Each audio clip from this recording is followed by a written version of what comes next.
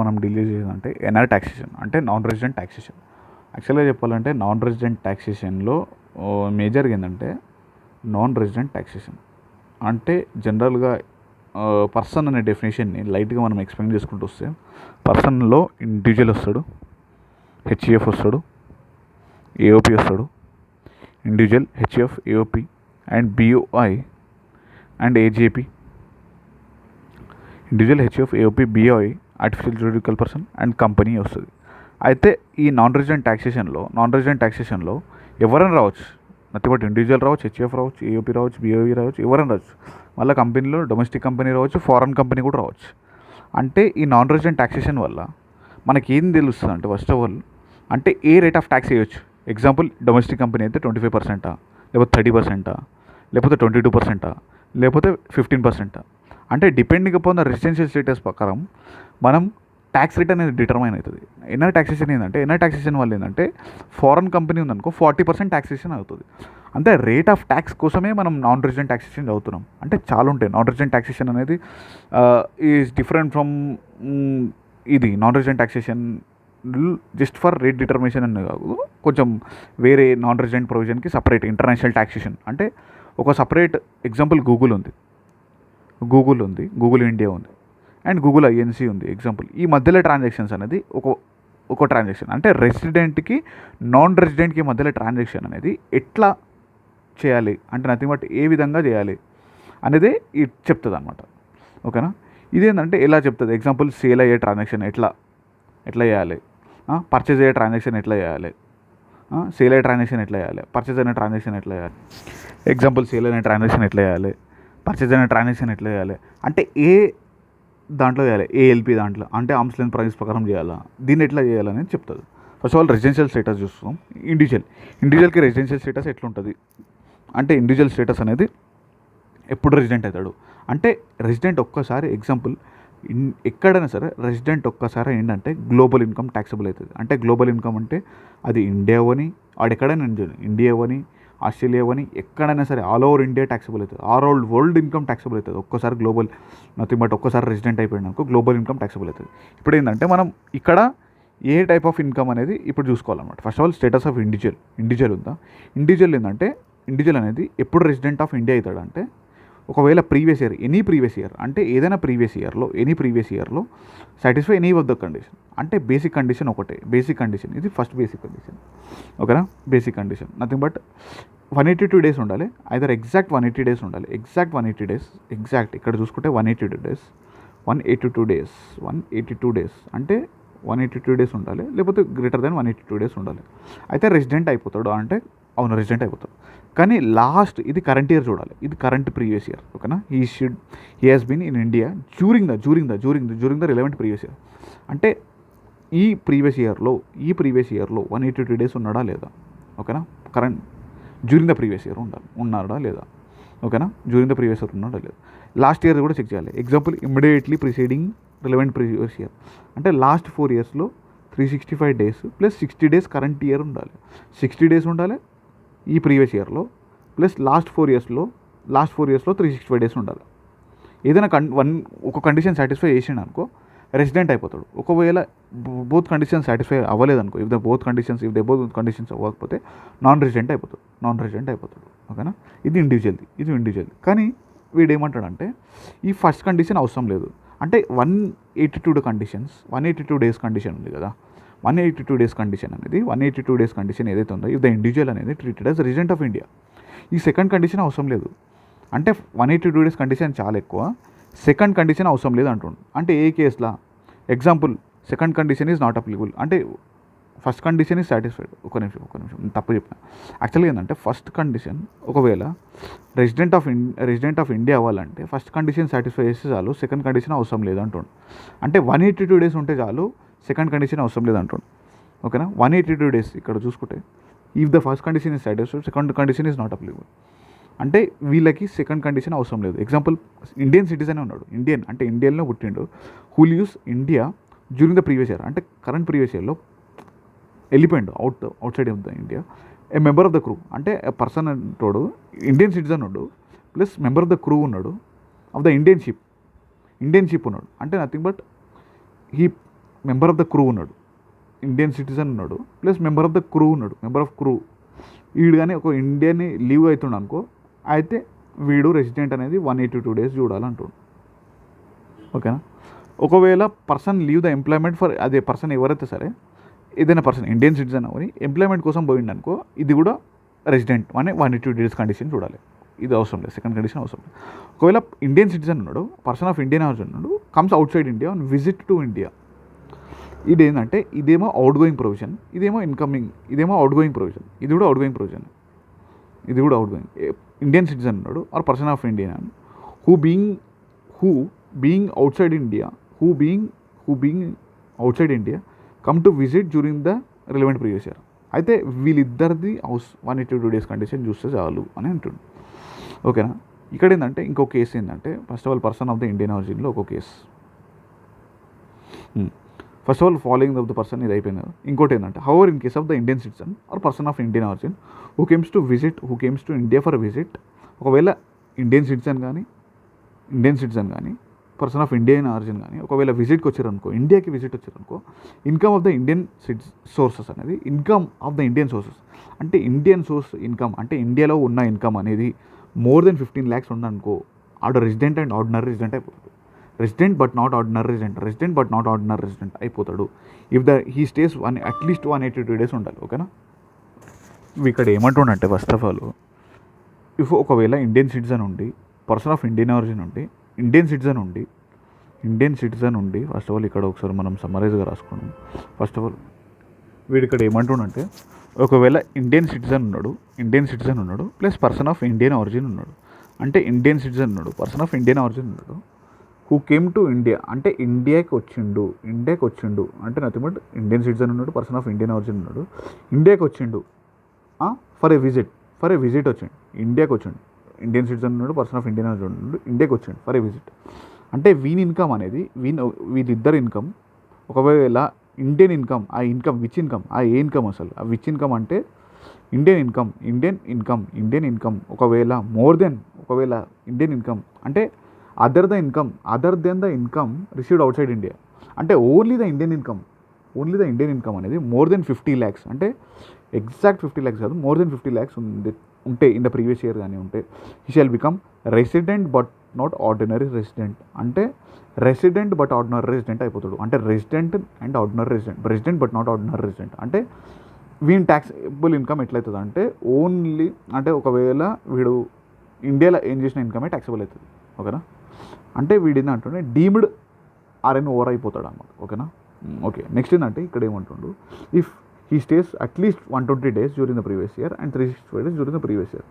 అంటే వీడు ఏమంటాడంటే రెసిడెంట్ బట్ ఆర్డినరీ రెసిడెంట్ ఎప్పుడవుతాడంటే వీడు మోర్ దెన్ 120 days ఉండాలి plus 365 days or more in the preceding 4 years ఉండాలి. అయితే వీడు రెసిడెంట్ బట్ ఆర్డినరీ రెసిడెంట్ అయిపోతాడు. ఓకేనా. ఓకే. నెక్స్ట్ కండిషన్ ఏంటంటే సెకండ్ కండిషన్ ఏంటంటే కంటిన్యూస్ డిశ్చార్జ్ సర్టిఫికేట్ ఇదంతా కౌంటింగ్ అనమాట. ఏ దాంట్లో ఎక్స్క్లూడ్ చేయాలి, ఏ దాంట్లో రెసిడెన్షియల్ స్టేటస్ దాంట్లో ఎక్స్క్లూడ్ చేయాలి, అదే shall be taken out side Indiana కాదు. ఒకవేళ date entered into the continuing discharge certificate ఎప్పుడైతే ఎంటర్ చేస్తాడో అప్పుడు జాయినింగ్ అవుతుంది అనమాట. ఎప్పుడైతే సైనింగ్ చేస్తాడో అప్పుడు ఈ డేట్ అనేది కౌంట్ అవుతుంది అనమాట. Shall be taken out side India అంటే నథింగ్ బట్ ఇది అనేది కన్సిడర్ చేయదు, అవుట్ సైడ్ ఇండియా లెక్క తీసుకోవాలి అది. ఓకేనా. While calculation. Okay. Person of Indian origin అంటే ఎవరెవరు ఉంటారంటే ఇండియన్ సిటిజన్ అంటే you will get Indian citizen by birth. ఎక్కడైతే ఉంటావో ఎక్కడైతే నథింగ్ బట్ బర్త్ ప్లేస్ అవుతుందో అక్కడ ఇండియన్ సిటిజన్ వచ్చేస్తుంది. పర్సన్ ఆఫ్ ఇండియన్ ఆరిజిన్ అంటే ద పేరెంట్స్ కానీ గ్రాండ్ పేరెంట్స్ కానీ బోర్న్ ఇన్ అన్డివైడెడ్ ఇండియాలో బోర్న్ అయితే వాళ్ళని పర్సన్ ఆఫ్ ఇండియన్ ఆరిజిన్ అంటారు. ఇక్కడ ఏంటంటే resident but not ordinary resident అనేది ఎట్లా డిసైడ్ అవుతుంది అనేది చూద్దాం ఒకసారి. ఇక్కడ ఏంటంటే ఒకవేళ ఇండివిజువల్ హెచ్ఈఎఫ్ కానీ రెసిడెంట్ అండ్ ఆర్డినరీ రెసిడెంట్ అయితే ఈ కండిషన్స్ ఫుల్ఫిల్ అవ్వాలి. 730 days from 7 years and at least 10 2 years అనేది వాడు ప్రీవియస్ ఇయర్ ఉండాలి. డీమ్డ్ రెసిడెంట్ అనే కాన్సెప్ట్ ఇది ఒకసారి ఉందాం, ఇంపార్టెంట్ కాన్సెప్ట్, ఎంసీక్యూస్ రావచ్చు. ఒకవేళ ఇండివిజువల్ కేసులో ఇండియన్ సిటిజన్ ఉంటాడు, Indian source more than 15 lakhs ఉంది during the previous year, deemed to be RN over already ఇక్కడ చూసినాం, deemed to be RN over. If is not liable to tax in any other country అంటే ఇండియాలో ఏం చేయాలి, వేరే కంట్రీలో ఏం చేయొద్దు. ఓకేనా. అయితే ఇది ఈ ఈ ఇన్కమ్ అనేది 15 lakhs అదే nothing but is not liable to tax in either country by reason domicile or any other criteria similar nature. ఇది okay, it does not mean that is not liable. ఇదంటే డీమ్డ్ రెసిడెంట్ కిందకి వస్తుంది అనమాట. Deemed resident అనే concept వస్తుంది. ఓకేనా, ఇది deemed resident question. Next ఏంటంటే అదర్ ఇంపార్టెంట్ పాయింట్స్ ఏంటంటే స్టే ఆఫ్ ఇండియా ఇంక్లూడ్స్ ఏమేమి వస్తుంది, టెరిటోరియల్ వాటర్స్ వస్తుంది, 12 nautical miles from the sea bed, అదే కోస్టల్ లైన్స్ అది కూడా వస్తుంది. ఆ తర్వాత పర్పస్ ఆఫ్ కౌంటింగ్ స్టేట్స్ అనేది both departure as well as arrival అనేది to be taken in India. Residential status అనేది ఎవ్రీ ఇయర్ చెక్ చేసుకోవాలి. Residential status in the case of the HUF అనేది ఎట్లా డిటర్మైన్ చేస్తారు అనేది ఇది ఒక question. Residential status in the case of ఎట్లా డిటర్మైన్ చేస్తారు అనేది ఒక question. First of all residential status in of HEF ఎట్లా డిటర్మైన్ చేస్తారో ఒకసారి చూద్దాం. First of all in case of HEF అయితే కంట్రోల్ అండ్ మేనేజ్మెంట్ C&M అనేది ఎక్కడుందో చూసుకోవాలి. C&M అంటే ఎవరు wholly and partially in India ఉందా.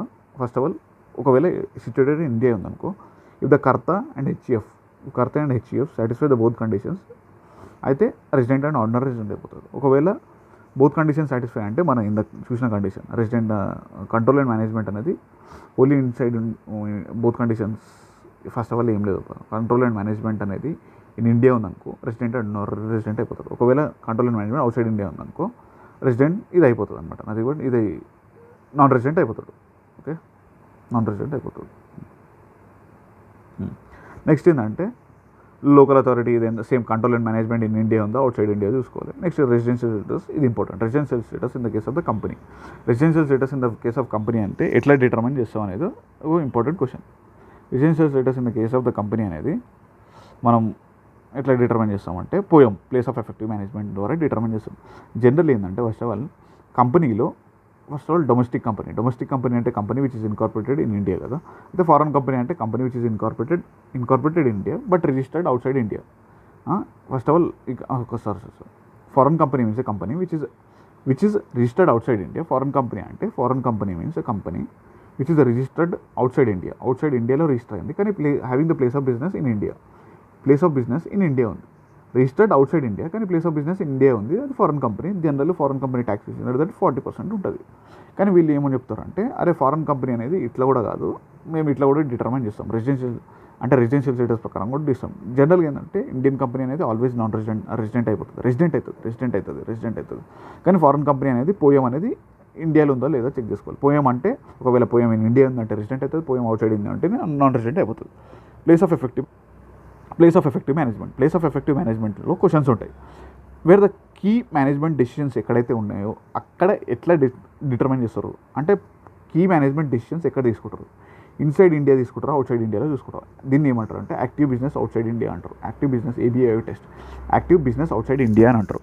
Active business outside India అంటే ఫస్ట్ ఆఫ్ ఆల్ మనం ఏం చేయాలంటే ఫస్ట్ ఇన్కమ్ చూడాలి, అసెట్స్ చూడాలి, ఎంప్లాయీస్ చూడాలి, పేరోల్ చూడాలి, అంతే. ఓకేనా, income, assets, employee, payroll, majority of the board meetings చూడాలి.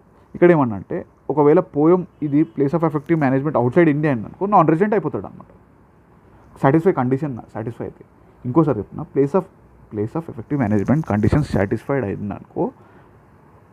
అయిందనుకో పోయం అవుట్ సైడ్ ఇండియా అవుతుంది. Place of effective management out అంటే నథింగ్ బట్ పోయం అనేది అంటే ABI టెస్ట్ ఫెయిల్ అయింది అనుకో పోయం ఇండియా అవుతుంది, రెసిడెంట్ ట్యాక్సబుల్ అంటే గ్లోబల్ ఇన్కమ్ ట్యాక్సబుల్ అవుతుంది. ఓకేనా, ఇప్పుడు ఒకసారి కొన్ని పర్మిటేషన్స్ కాంబినేషన్ చూద్దాం. ఫస్ట్ ఆఫ్ ఆల్ ఏంటంటే వీడు ఏమంటుండంటే కండిషన్స్ అనేది అన్ని సాటిస్ఫై చేయాలి, ఒక్క కండిషన్ కాదు, ఆల్ కండిషన్స్. ఓకేనా, అన్ని కండిషన్స్ సాటిస్ఫై అయితే పోయం ఇన్సైడ్ అంటే nothing but place of effective management outside India ఉన్నట్టు. ఇది ఏంటంటే 100 రూపీస్ ఇన్కమ్ అనేది 100 rupees example 100 rupees sales income ఉంది, దాంట్లో అప్ టు 50% ఇన్కమ్ అనేది ప్యాసివ్ ఇన్కమ్ ఉంది, అది కూడా ఇన్ ఇండియా ఉంది. అప్ టు 50% అంటే ఎగ్జాక్ట్ 50% ఉంది ఇన్ ఇండియాలో ఉంది. అయితే ఇది poem first condition satisfy. Less than 50% ఉంది అసెట్స్ సిచ్యుయేటెడ్ ఇన్ ఇండియా, ఇది కూడా nothing but ABI test satisfy అయినట్టే. ఇది అప్ టు 50%, ఇది లెస్ దెన్ 50%, ఇది less than 50% of employees situated in India. అయితే less than 50% employees situated in India. First of all assets, first income, ఫస్ట్కి వెళ్ళొద్దాం. First income up to అంటుండు, income అనేది word up to వస్తుంది. Assets అనే word less than 50% వస్తుంది. Employees అనే word less than 50% వస్తుంది. ప్రతిదానికి లెస్ దెన్ వస్తుంది. ఇది అప్ టు అనే వర్డ్ ఇన్కమ్ వస్తుంది. ఆ తర్వాత పేరోల్ అనేది Indian expenses less than 50% of total. అంటే ఎగ్జాంపుల్ ప్రతి దాంట్లో ఏంటంటే 100 రూపీస్లో లెస్ దాన్ 50% రూపీస్ కానీ ఇన్కమ్ కానీ అసెట్స్ కానీ ఎంప్లాయీ కానీ పేరోల్ కానీ లెస్ దాన్ ఇన్ ఇండియా 50% ఉందనుకో, ఇది పోయం అవుట్ సైడ్ ఇండియా అయిపోతుంది. ఇది ఏబిఐ టెస్ట్ పాస్ అయినట్టు. Majority of the board meeting out side India ఉంటే ఏబిఐ టెస్ట్ పాస్ అయినట్టు. దాని అర్థం ఏంటంటే నాన్ రెసిడెంట్ అయిపోతాడు. ఓకేనా. ఒకవేళ వీడు ఏమంటాడు అంటే ఏబిఐ టెస్ట్ సాటిస్ఫై అయిపోయింది, అన్ని కండిషన్స్ సాటిస్ఫై అయిపోయినాయి, ఏబిఐ అనేది అవుట్ సైడ్ ఇండియా అయిపోయింది. If the decisions are not taken by board but holding company subsidiary company ఉందనుకో, పోయం అనేది అది కూడా ఏంది ఇక్కడ ఇంపార్టెంట్. ఇది ఎంసీక్యూస్ రావచ్చు, చెప్పలేము. ఇప్పుడు ఏంటంటే ఒక కేసు ఏంటంటే ఇక్కడ ఏబిఐ టెస్ట్ సాటిస్ఫై అయిపోయింది. Next if the decisions are not taken by the board, అంటే బోర్డు ఇండియాలో అంటే డెసిషన్ అనేది తీసుకుంటలేదు. అంటే ఇవి యాక్చువల్గా చెప్పాలంటే పోయం అనేది అవుట్ సైడ్ ఇండియానే ఉంది. కానీ ఏంటంటే డెసిషన్స్ అనేది బీఓడి తీసుకుంటలేదు. కానీ ఇదేంటంటే హోల్డింగ్ కంపెనీ ఇండియాలో ఉంది. But holding company or a person resident in India, then POEM అనేది ఇండియా ఉన్నట్టు. ఓకేనా. వీడు ఏమంటుండంటే పోయం ఏబిఐ టెస్ట్ సాటిస్ఫై అయిపోయింది. ఫస్ట్ ఏబిఐ టెస్ట్ సాటిస్ఫై అయిపోయింది. నెక్స్ట్ ఏంటంటే బోర్డ్ ఆఫ్ డైరెక్టర్స్ తీసుకుంటలేరు. కానీ ఏదైతే బోర్డ్ ఆఫ్ డైరెక్టర్స్ బీఓడి ఉందో బోర్డ్ ఆఫ్ డైరెక్టర్స్ తీసుకుంటారు. కానీ హోల్డింగ్ కంపెనీ అండ్ ఏదైతే రెసిడెంట్ ఉన్నాడో వాడు డెసిషన్స్ తీసుకుంటుండు. అంటే డెసిషన్స్ ఇండియాలో ఉండి తీసుకుంటుండు. అయితే ఇది రెసిడెంట్ అయిపోతుంది కంపెనీ. ఓకేనా. ఇది ఇంపార్టెంట్ పాయింట్. నెక్స్ట్ పాయింట్ ఏంటంటే అదర్ కేసులో ఎట్లా ఐడెంటిఫై చేయాలి. ఫస్ట్ కేసులో పోయం యూజ్ చేసినాం. ఓకే. సెకండ్ కేసులో ఏంటంటే identify the person who makes the key managerial decisions. KMCD ఎవరు చేస్తారో చూసుకో. Key management commercial decision making ఎవరు డిటర్మైన్ చేస్తారో చూసుకో. ఆ పర్సన్ ఎక్కడైతే డెసిషన్ తీసుకుంటారో, ఎక్కడైతే ప్లేసెస్ తీసుకుంటారో అది పోయం అక్కడ ఉన్నట్టు.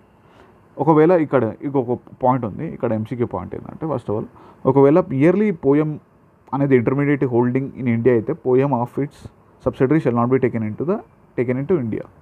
అంటే హోల్డింగ్ కంపెనీ ఇన్ ఇండియా ఉందనుకో, పోయం ఆఫ్ ఇట్స్ సబ్సిడరీ అనేది ఇండియాకి తీసుకోలేము అని చెప్తుండే అంతే. ఓకేనా. ఫస్ట్ కండిషన్ ఇది. ఓకే. ఇంతవరకు